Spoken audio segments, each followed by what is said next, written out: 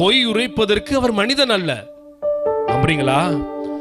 அப்போ பேதுரு ஆண்டவர் பார்த்து சொல்றாரு, ஐயா, இப்ப இங்க நின்றுப்பாரு, ஏசாப்பா படகுல நின்றுருக்காரு.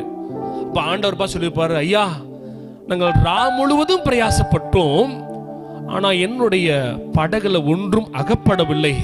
இந்த காலியான படகுல உங்களுக்கு நான் இடத்தை கொடுத்துருக்கேன். ஆனால் ஆண்டவரே, நீங்க சொல்றீங்க, நான் செய்வேன்.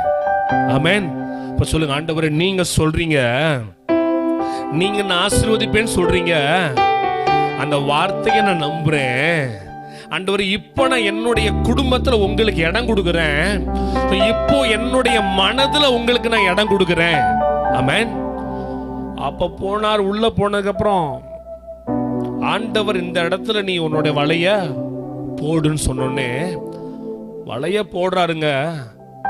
அவருடைய வார்த்தையை நம்பி வலைய போட்டாரு.